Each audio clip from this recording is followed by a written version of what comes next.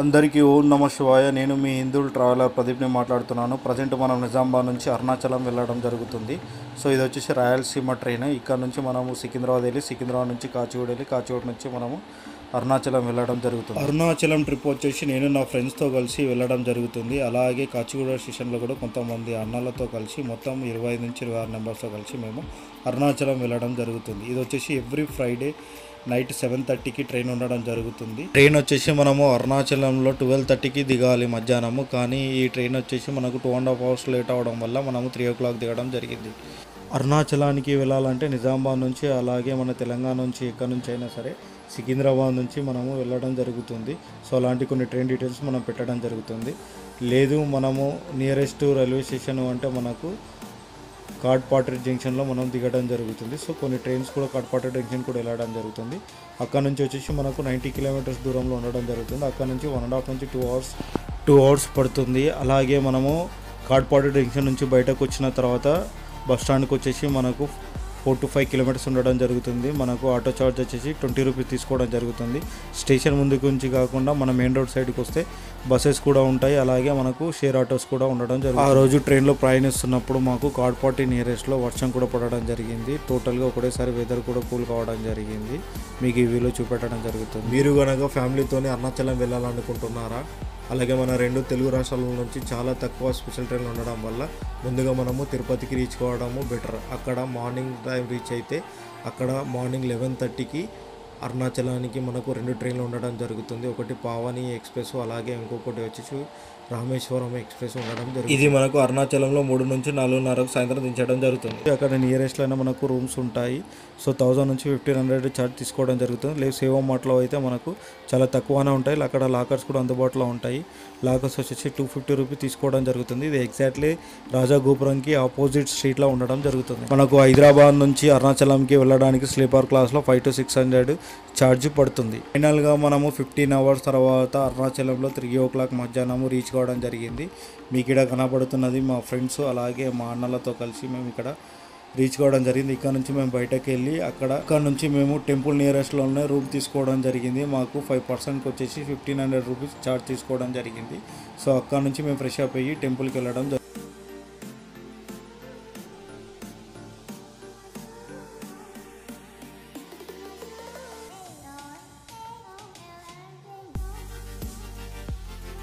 మీకు కనబడుతున్నది తిరునామల యొక్క రైల్వే స్టేషన్ యొక్క ఫ్రంట్ వ్యూ. ఇక్కడ నుంచి మన టెంపుల్ వచ్చేసి 2 kilometers ఉండడం జరుగుతుంది.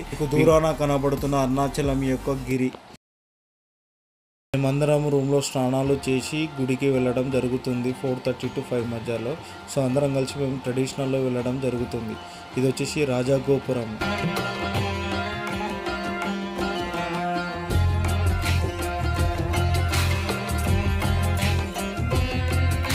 ఇక్కడ రాజగోపురానికి ఒకసారి నమస్కారం చేసుకొని మేము ఇక్కడ నుంచి టెంపుల్కి వెళ్ళడం జరిగింది.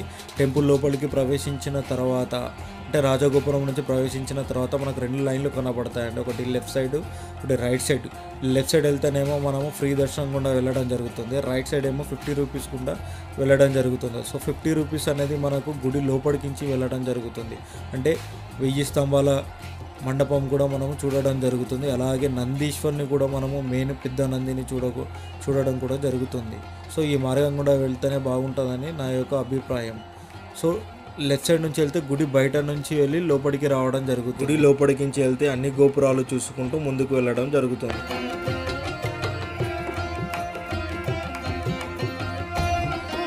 మీకు లెఫ్ట్ సైడ్లో కనబడుతున్నది 1000 స్తంభాల మండపం.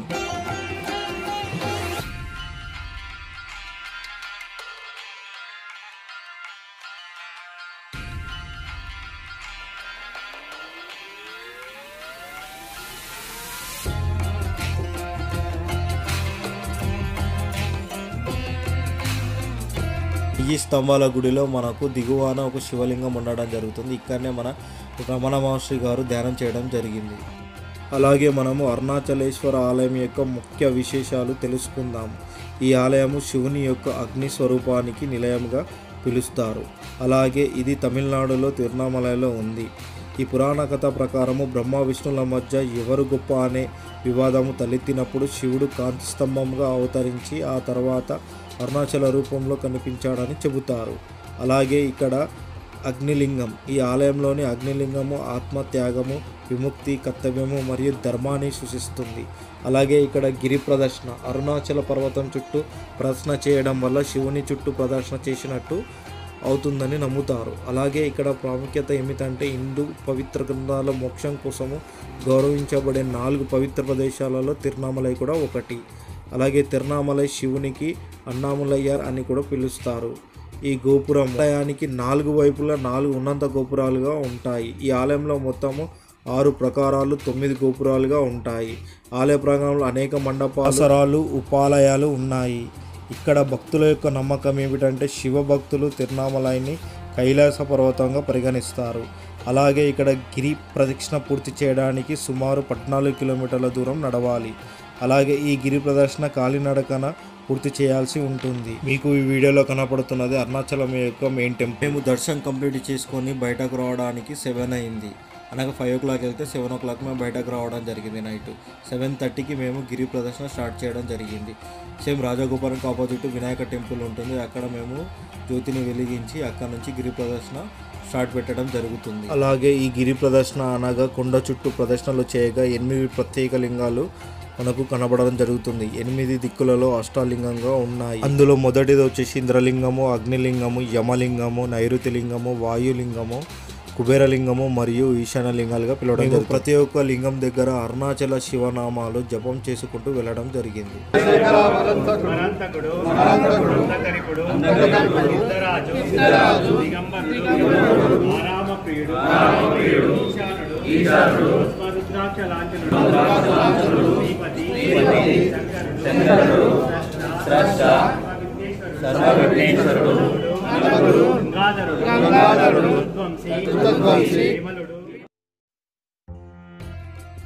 అలాగే తిరునామలై గురించి మరికొన్ని విషయాలు తెలుసుకుంటూ ముందుకు వెళ్ళాలి. అరుణాచలేశ్వరుని స్మరించుకోవడము ముక్తికి ప్రసాదించే ప్రదేశం. ఇక్కడ కొండయే దేవుని విగ్రహము. కొండ ప్రదక్షిణ, గిరి ప్రదక్షిణ ప్రత్యేక. అరుణాచలేశ్వర ఆలయం తమిళనాడులోని అతిపెద్ద దేవాలయాల్లో ఒకటి. ఈ ఆలయము 25 ఎకరాల విస్తీర్ణంలో ఉంది. అరుణాచలేశ్వరి ఆలయం లోపల అరుణాచలేశ్వరుని పాదముద్ర ఉంది. మీకు కనబడుతున్నది శ్రీ రమణ మహర్షి యొక్క ఆశ్రమము. టెంపుల్ నుంచి 2 కిలోమీటర్ల దూరంలో ఉంటుంది. ఇది శివుని 5 నివాసాలు ఒకటిగా పరిగణించబడుతుంది. అందుకని దీనిని అగ్నిలింగముగా పిలవడం జరుగుతుంది. తమిళంలో అన్నాములై అని కూడా పిలవడం జరుగుతుంది. అను అంటే చేరుకోదగినది మరియు అన్న అంటే చేరుకోలేనిది. మలై అనే పదానికి కేవలం కొండ అని అర్థము. అన్నాములై అనే పేరు పై పురాతన కథ నుంచి వచ్చింది. ఇక్కడ శివుడు ఒక కొండ రూపాన్ని తీసుకున్నాడు. ఇది అగ్నిస్తంభాన్ని ప్రతీక. దీని పరిమితులు బ్రహ్మ విష్ణువు చేరుకోలేరు. అలాగే అరుణాచల్ అంటే అరుణ్ అంటే ఎరుపు అని, అచల్ అంటే కొండ అని, అరుణాచలం అంటే ఎర్రని అగ్నిస్తంభం నుండి కనిపించే కొండ అని. అక్కడ విజయనగర చక్రవర్తి అయిన శ్రీకృష్ణ దేవరాయలు తిరునామలై ఆలయంలో 20 ప్రధాన అభివృద్ధి కార్యక్రమాలు నిర్వహించడం జరిగింది.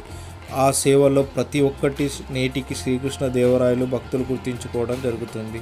ముఖ్యంగా 217 అడుగుల ఎత్తైన తూర్పు రాజగోపురము, శివగంగ చెరువు, అలాగే 1000 స్తంభాల మండపము, ఇంద్ర విమానము, వినాయక రథము, తిరుమలదేవి సముద్ర సరోవరము, 7వ రోజు ఉత్సవ మండపము, అలాగే గర్భగుడిలోని 2 తలుపులు, బంగారు పూత పూసిన తలుపులు, గర్భగుడి సీతాకు చంబ ఆలయ తలుపులు, అంబ ఆలయ తలుపులు, బంగారము తాపడము, అమ్మవారి గుడి ముందు తవ్విన 6వ మూడు అనే బావి, అరుణాచలేశ్వరుడు అమ్మవారికి శ్రీకృష్ణరాయలు అనే ఆభరణాలు, నాగాభరణము, బంగార విగ్రహము, వెండి కుండలు. 14 కిలోమీటర్ల గిరి ప్రదర్శనలో మా ఫ్రెండ్స్ అలాగే మా అన్నలు ప్రతి ఒక్క లింగాన్ని కాడ నుంచి ఇంకొక లింగానికి వెళ్ళడానికి కొంతమంది లేట్ అయినా కానీ అందరూ కలుసుకొని అక్కడ శివనామస్వరాలు చెప్పుకుంటూ భజన చేసుకుంటూ వెళ్ళడం జరిగింది.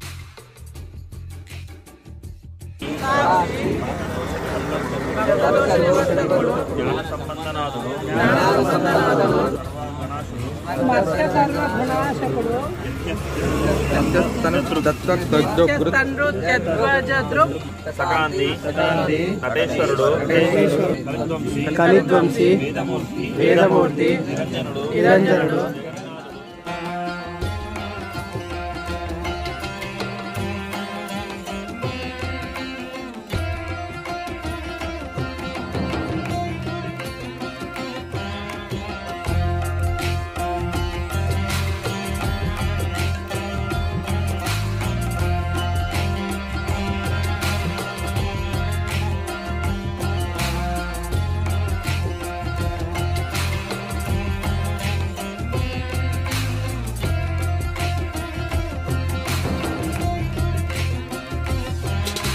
ఈ 14 కిలోమీటర్ల గిరి ప్రదర్శనలో మేము ప్రతి ఒక్క లింగము దగ్గర అరుణాచల శివ నామాలు చెప్పుకుంటూ అలాగే భజన చేసుకుంటూ ముందుకెళ్ళడం జరిగింది. ఇది నా జీవితంలో ఎంతో ముఖ్యమైన రోజుగా నేను చెప్పుకోదగుతున్నా. ఎందుకంటే ఇంత భక్తితో మేము వెళ్ళడము చాలా సంతోషకరంగా ఇచ్చింది.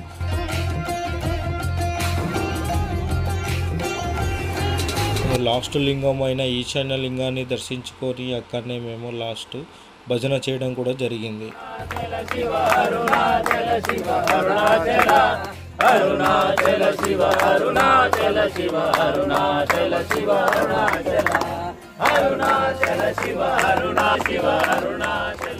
రాత్రి 12:30కు మా గిరి ప్రదర్శన పూర్తి చేయడం జరిగింది. టోటల్గా మాకు వచ్చేసి 5 అవర్స్ టైం. నాకు వచ్చేసి ఇది 4వ గిరి ప్రదర్శన, 3 పౌర్ణమి రోజు చేయబడి. అలాగే మీలో ఎంతమంది అరుణాచలం వెళ్ళారో కింద కమెంట్ రూపంలో చెప్పండి.